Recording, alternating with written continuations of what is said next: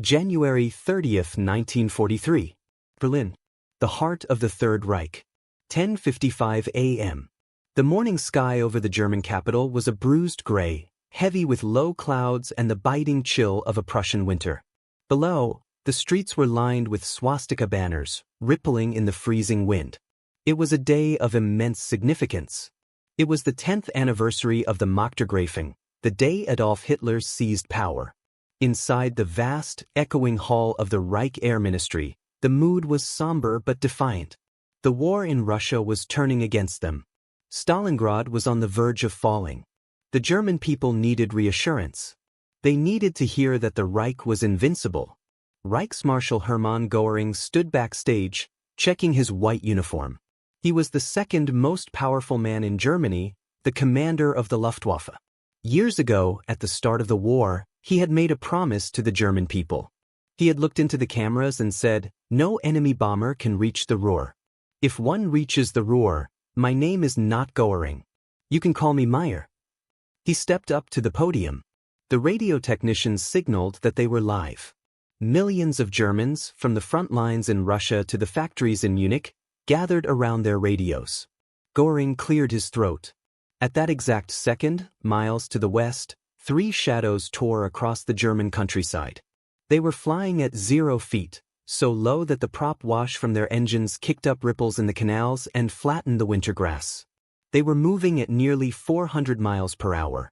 They were not the heavy, lumbering B-17 bombers the Germans were used to. These machines were sleek. They were graceful. And they were coming straight for the podium. At 11 a.m. precisely, just as Goering opened his mouth to speak, the air raid sirens of Berlin began to scream. But this wasn't the slow, rising wail of a high-altitude raid. This was the frantic, short-burst alarm of a low-level attack. Immediate danger. Inside the Air Ministry, confusion reigned. The flak towers on the Berlin Zoo flak tower swung their massive 128mm guns, but they couldn't find a target. The radar operators were shouting into their headsets. "Contact! Fast movers! Low altitude!" Then came the sound. It wasn't the deep thrum of heavy bombers. It was a high-pitched, tearing snarl. The sound of 6 Rolls-Royce Merlin engines running at maximum boost. The 3 British aircraft roared over the rooftops of Berlin. They banked hard around the radio tower. Bomb doors snapped open. Whistles shrieked through the air. Explosions rocked the ministry grounds. The broadcast feed cut out. For the first time in the history of the war, the head of the Luftwaffe was silenced in his own capital, not by an army, but by 3 planes. Goering was humiliated. He was dragged to a bunker by his SS guards, fuming with rage. The ceremony was ruined. But the British weren't done. They knew that later that afternoon, at 4 p.m., Propaganda Minister Joseph Goebbels was scheduled to speak at the Sportpalast. He was going to deliver his famous Total War speech. At 4 p.m., on the dot, 3 more of these sleek aircraft appeared out of the clouds. They bombed the city again. They danced through the flak, dropped their payloads, and vanished before the German fighters could even retract their landing gear. It was a display of total impunity. It was a slap in the face. That evening, Hermann Goering went into a tirade that would become legendary. He wasn't angry about the bombs. The physical damage was minimal. He was angry about the machine that had dropped them. German intelligence had examined the wreckage of one of these planes shot down weeks earlier. They had brought the pieces to a laboratory. They expected to find advanced alloys, high-grade aluminum, magnesium, and rivets. Instead, they found spruce. They found birch plywood. They found balsa wood imported from Ecuador. They found standard wood screws and casein glue, the kind used to make kitchen cabinets. The plane that had just humiliated the Luftwaffe was made of wood. Goering raged at his aircraft designers. "In 1940 I could at least fly as far as Glasgow in most of my aircraft, but not now. It makes me furious when I see the Mosquito. I turn green and yellow with envy. The British, who can afford aluminum better than we can, knock together a beautiful wooden aircraft that every piano factory over there is building, and they give it a speed which they have now increased yet again. What do you make of that?" He called his own metal fighters clumsy latrines, compared to the British wooden wonder. This is the story of the de Havilland Mosquito. It was the plane that shouldn't have worked. In an era of steel and aluminum, it was a throwback. It had no defensive guns. It had no heavy armor. The Air Ministry tried to cancel it 3 times. They called it Freeman's Folly. They called it a suicide machine. But by the end of the war, the Germans called it something else. They called it the Terror. This is the story of how a team of furniture makers, piano tuners, and coffin builders created the fastest, most versatile aircraft of World War II and broke the spirit of the Luftwaffe. To understand the insanity of the Mosquito project, you have to go back to 1938. The drums of war were beating in Europe. In the design bureaus of London, Berlin, and Washington, engineers were obsessed with one material, metal. Metal was modern. Metal was strong. Metal didn't rot. Metal didn't burn. The Spitfire was an aluminum masterpiece. The Messerschmitt Bf 109 was a steel predator. The concept of a wooden warplane was considered as obsolete as a musket. But Geoffrey de Havilland saw something the generals didn't. De Havilland was a World War I aviation pioneer. He was a man who operated on instinct. He looked at the strategic situation of Great Britain and he saw a crisis looming. Aluminum, bauxite, the ore needed to create aluminum, had to be imported. It came on ships. Ships that would be hunted by U-boats. And even if they got the ore, Britain had a shortage of skilled metal workers. Building a Spitfire required thousands of rivets. It required men who knew how to shape, stress, and temper metal. If war broke out, those men would be busy. Britain's industrial capacity would be stretched to the breaking point. De Havilland asked a simple question: what do we have plenty of? The answer was wood. And carpenters. Britain had thousands of furniture factories. High Wycombe was the chair-making capital of the world. London was full of piano makers. There were cabinet makers, luxury boat builders, and coffin makers. These men were artisans. They could shave a piece of wood to within 1/1000th of an inch. But they were useless to the war effort because they couldn't weld. De Havilland had a vision. He would design a bomber that could be built by these men. It would use non-strategic materials. It wouldn't take up space in the big metal factories. It could be built in barns, in furniture shops, in garages. But he didn't just want to build a cheap bomber. He wanted to build a fast one. The prevailing logic of 1938 was that a bomber needed to defend itself. The heavy bombers, the Wellingtons and later the Lancasters, were covered in gun turrets. They had nose guns, tail guns, waist guns. They carried thousands of pounds of ammunition and heavy steel armor to protect the crew. All that weight made them slow. And because they were slow, they got shot down. De Havilland proposed a radical inversion of logic. Get rid of the guns, he said. Get rid of the armor. Get rid of the turrets. Get rid of the 3rd and 4th crew members. He proposed a small, twin-engine bomber made of wood. It would carry nothing but fuel and bombs. Speed, he argued, is the only armor worth having. If the bomber was faster than the fighter trying to catch it, it didn't need a machine gun. It would simply open the throttle and say goodbye. He took this proposal to the Air Ministry in 1938. They hated it. The minutes of the meeting reveal the disdain the generals held for the idea. They looked at de Havilland like he was insane. A wooden bomber? One air marshal scoffed. Against the Luftwaffe? The Germans have the Messerschmitt. It flies at 350 miles per hour. If you send a wooden plane without guns against that, you are sending men to their slaughter. They rejected the proposal.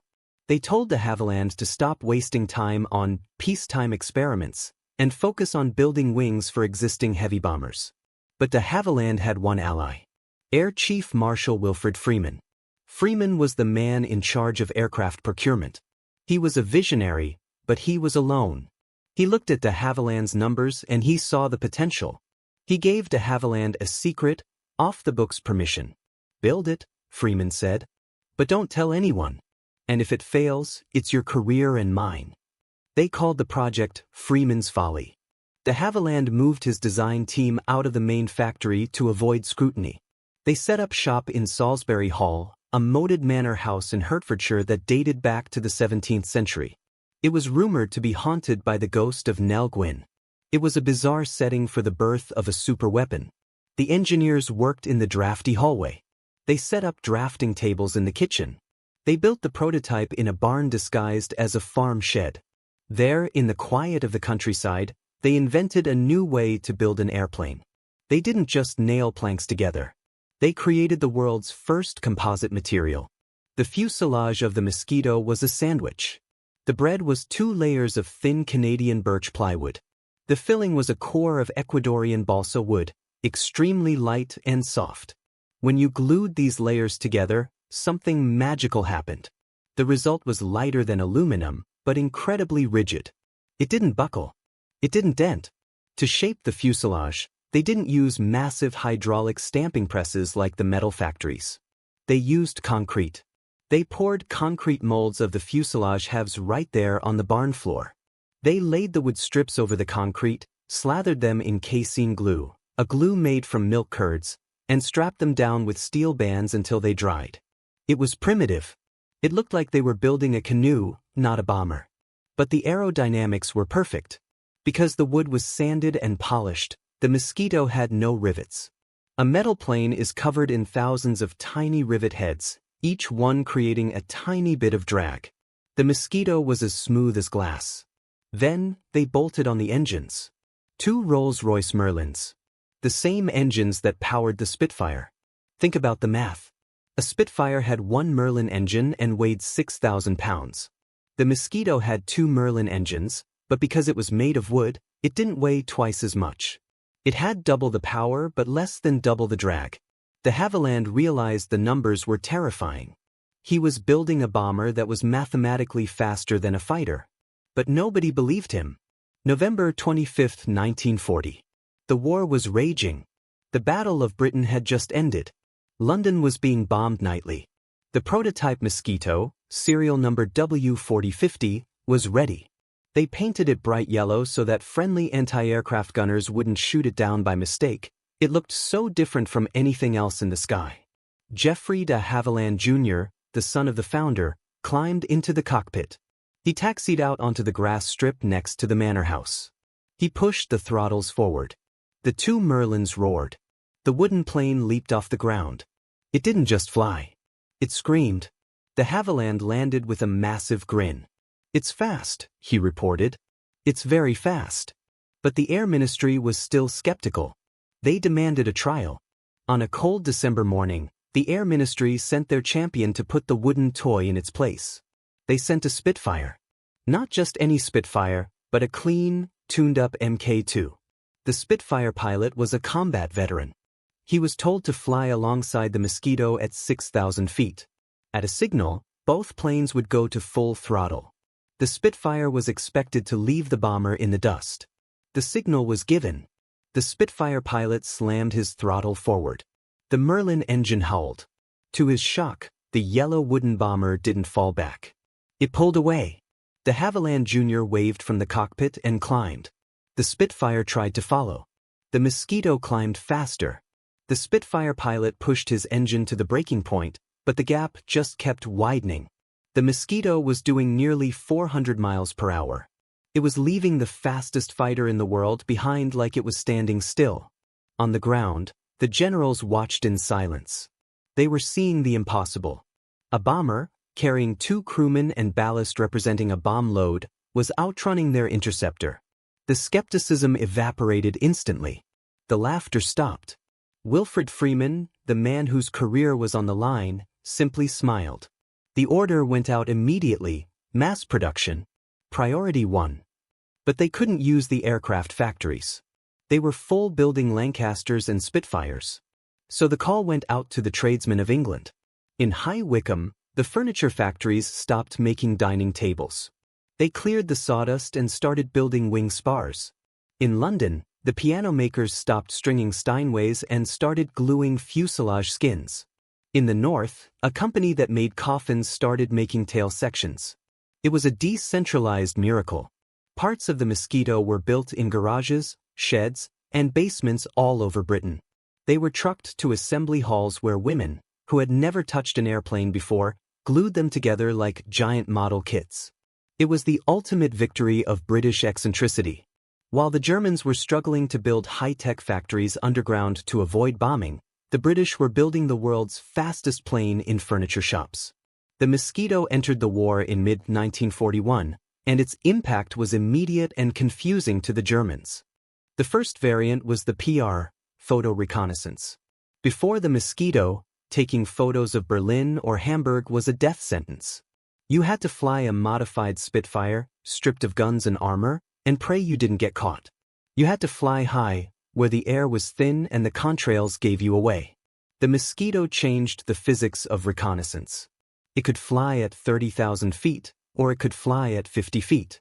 And it was so fast that by the time a German radar operator saw the blip, shouted Achtung, and the German pilots scrambled to their planes, the Mosquito was already gone. One Mosquito pilot, Flight Lieutenant Vic Hegarty, recalled a mission over Bremen. He was cruising at 25,000 feet when he spotted 3 German Messerschmitt 109s below him, climbing hard to intercept. "I watched them," Hegarty said. "They were hanging on their propellers. Their noses were pointed up at a 45-degree angle, engines screaming, trying to claw their way up to my altitude. I didn't even change course. I just nudged the throttle forward an inch. I watched them stall out and fall away.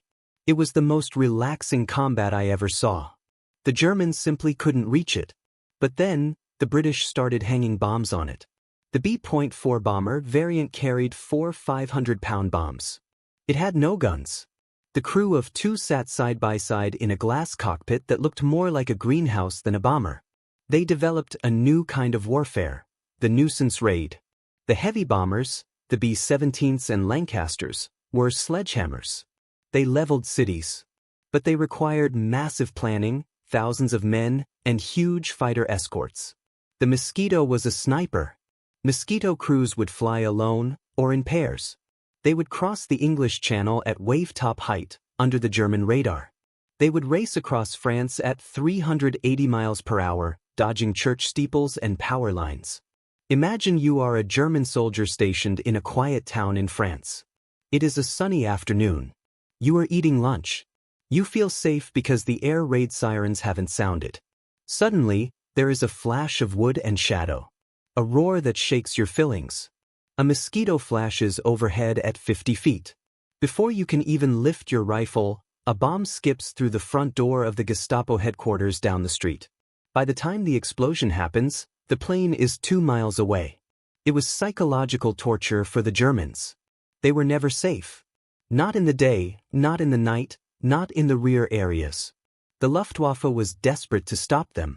They introduced the Focke-Wulf 190, a brilliant, radial-engine fighter that was theoretically faster than the Mosquito in a dive.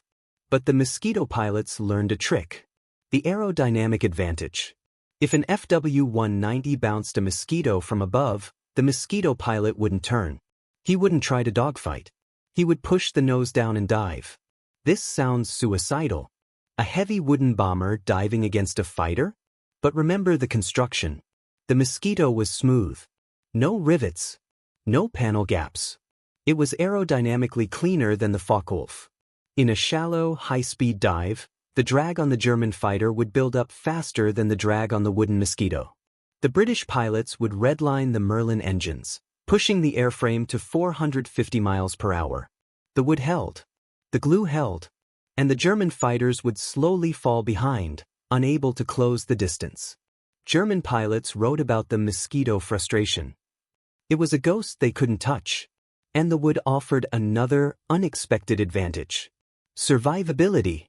Radar works by bouncing radio waves off metal objects. The Mosquito was 90% wood. It was, effectively, the world's first stealth aircraft. On German radar screens, it appeared as a faint, flickering ghost, often mistaken for noise or a flock of birds. And when the flak did hit them, the wood behaved strangely. German anti-aircraft shells were fused to explode on impact with metal skin. When a high-velocity shell hit the soft plywood of the Mosquito, it would often punch right through one side and out the other without detonating. Crews would fly back to England with neat, round holes drilled through their fuselage. They would land, go to the shed, get a patch of plywood and a pot of glue, and fix the hole in an hour. If a metal plane took that hit, the aluminum skin would have peeled back, destroying the aerodynamics. The wood just splintered. But the Mosquito wasn't just a fast bomber. It was a tool for impossible missions. February 1944. The French resistance sent a desperate plea to London. In the town of Amiens, the Germans were holding 700 resistance fighters and political prisoners in the local jail. Many were scheduled for execution. The message from the resistance was chilling: bomb the prison. Breach the walls. Give us a chance to run. We would rather die by British bombs than German bullets. It was a suicide mission. To breach a prison wall without killing all the prisoners inside required accuracy that didn't exist in 1944. The RAF gave the job to the Mosquito Wing. Group Captain Percy Pickard, a legendary pilot who had starred in wartime propaganda films, led the raid. It was called Operation Jericho. On February 18th, the weather was atrocious. A blizzard was sweeping across the channel. Heavy snow. Zero visibility. Any other aircraft would have been grounded. Pickard looked at his crews and said, "It's a death or glory job, boys." They took off into the snow. They flew across the channel at 50 feet, the white waves whipping just below their bomb bays. The snow was so heavy the pilots could barely see the wingtips of the planes flying next to them. They navigated by stopwatch and dead reckoning. They arrived at Amiens at noon. The guards were in the mess hall eating lunch. The first wave of mosquitoes attacked the outer walls. They were flying so low they had to pull up to clear the prison roof. They dropped 500-pound bombs with short delay fuses. Asterisk crack, crack, asterisk. The heavy brick walls of the prison crumbled. The second wave attacked the guard barracks. They put their bombs literally through the windows of the German quarters. Inside the prison, it was chaos. The blast blew the cell doors open. The outer walls were gone. Hundreds of prisoners streamed out into the snowy fields. Some were cut down by machine gun fire, but many, over 250, made it to the tree where resistance trucks were waiting. It was a success. But it came at a price. Group Captain Pickard circled back. He wanted to see if the prisoners were escaping. He stayed too long. A squadron of Focke-Wulf 190s, the Abbeville Boys, jumped him. Pickard's Mosquito was hit in the tail. The wooden structure shattered. The bomber flipped over and crashed into a field, killing Pickard and his navigator. But the legend of the Mosquito was sealed. It was the only plane in the world that could have flown through a blizzard at 50 feet, knocked down a prison wall, and outrun the Luftwaffe, all before lunch. While the Mosquito was breaking prisons in the day, it was ruling the skies at night. The British bombing campaign against Germany was happening at night to protect the heavy Lancaster bombers. But the German night defenses were deadly. They had radar-equipped night fighters, Ju-88s and Bf-110s, that were slaughtering the slow British bombers. The RAF needed a hunter. They took the Mosquito. They painted it matte black. They put a radar set in the nose. And they installed 4 20mm cannons and 4 machine guns in the belly. This was the Mosquito NF night fighter. It was a wolf among sheep. The German night fighters were heavy, laden with radar equipment and extra crew. The Mosquito was lean and fast. British crews would prowl the skies over Germany. When they got a radar contact, they would close in at 350 miles per hour. The German pilots never saw them coming. One burst from the 4 cannons would saw a German plane in half. The hunters became the hunted. German night fighter pilots began to suffer from mosquito phobia. They knew that if they turned on their own radar, the British could track it. They were flying in the dark, terrified that a wooden shadow was stalking them. But the most sophisticated role of the Mosquito was as the pathfinder. Dropping a bomb from 20,000 feet at night is incredibly inaccurate. You can miss an entire city, let alone a factory. The British developed a system called oboe. It was a radio navigation beam.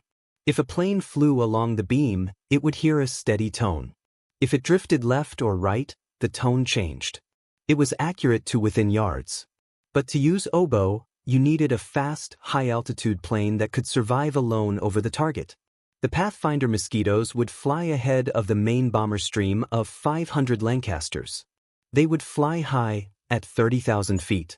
They would follow the oboe signal to the exact aiming point, a specific factory roof or rail yard. Then, they would drop target indicators, brilliant red or green flares that burned for minutes. The heavy bombers behind them didn't have to aim at the dark ground. They just aimed at the red flare burning in the darkness. The Germans hated the Pathfinders more than anything. They knew that if a red flare appeared in the sky above their city, they had about 5 minutes before hell arrived. They tried everything to stop them. They tried jamming the oboe signals. They tried sending jets up. But the Mosquitoes were too high and too fast. By 1945, the Mosquito was seemingly doing everything. It was hunting U-boats in the Atlantic, firing rockets that could punch through the pressure hulls of submarines. It was flying diplomatic mail to neutral Sweden. It was carrying ball bearings. There is a famous story of the famous nuclear physicist, Niels Bohr. He was trapped in Nazi-occupied Europe. The British needed him for the Manhattan Project. They smuggled him out to Sweden and then sent a Mosquito to pick him up. The Mosquito didn't have passenger seats. It had a bomb bay. They put the Nobel Prize winner in the bomb bay on a mattress, gave him an oxygen mask and a radio headset, and closed the doors. The pilot flew high, 35,000 feet, to avoid interception. But Bohr, who had a large head, hadn't put his headset on correctly. He couldn't hear the pilot telling him to turn on his oxygen. Bohr passed out from hypoxia. The pilot realized he wasn't getting a response. He knew the VIP was in trouble. He threw the Mosquito into a steep dive, plummeting down to sea level to get oxygen into the bomb bay. When they landed in Scotland, the bomb bay doors opened. Niels Bohr woke up, groggy but alive. He said it was the most exhilarating nap he had ever taken. The German response to the Mosquito was ultimately one of desperate imitation. In 1943, the Luftwaffe High Command ordered their industry to build a German Mosquito. They wanted a wooden, twin-engine night fighter that could catch the British plane. It was designed by Kurt Tank, the genius behind the FW-190. It was called the Focke-Wulf Ta-154. They even officially named it the Mosquito. It looked terrifying. It was fast. It was heavily armed. But it failed. And it failed because of glue. The British used a specific type of industrial glue for the Mosquito. The Germans tried to use a similar glue called Tego film. But the factory that made the Tego film was bombed by the RAF. The Germans had to switch to a substitute acid-based glue. When the first production Ta-154s took off, the glue began to eat the wood. In mid-air, the wings delaminate. The planes simply fell apart. It was the ultimate irony. The British industrial machine, drawing resources from Canada and Ecuador and the US, could build a wooden miracle. The Nazi regime, despite all its boasting of technological superiority, couldn't make glue. The German Mosquito rotted on the runway. The British Mosquito ruled the sky. By May 1945, the war in Europe was over. The Freeman's Folly had flown over 39,000 sorties. It had the lowest loss rate of any aircraft in RAF Bomber Command. It had dropped 4,000-pound cookie bombs on Berlin. It had sunk submarines. It had shot down night fighters. It had saved prisoners. And it was made of wood. In the end, nearly 8,000 Mosquitoes were built. They were built by men who had spent their lives making chairs and cabinets. The legacy of the Mosquito is unique in the history of warfare. It proved that sometimes the high-tech solution isn't the best one. Sometimes the answer is simple physics. Lightweight plus high power equals speed. After the war, as the jet age dawned, the Mosquitoes were dragged into piles and burned. The glue was expiring. The wood was warping in the damp English weather. They were temporary weapons for a temporary war. But for the pilots who flew them, and the Germans who tried to catch them, the legend remained. Erich Sommer, a German pilot who flew the first jet reconnaissance missions in the Arado 234, said after the war, "The Mosquito was a stroke of genius. It was the only Allied aircraft I truly feared. You could see a B-17 coming. You could fight a Mustang.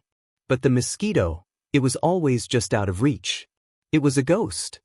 Geoffrey de Havilland's crazy idea that a wooden plane without guns could survive the modern battlefield proved to be one of the greatest insights of the 20th century. The Luftwaffe laughed at the wooden toy. They called it a relic. But in the skies over Europe, the toy became the terror. And the laughter was drowned out by the roar of two Merlins, disappearing into the clouds, untouchable. This is forgotten thunder. The weapons they laughed at. The stories they forgot.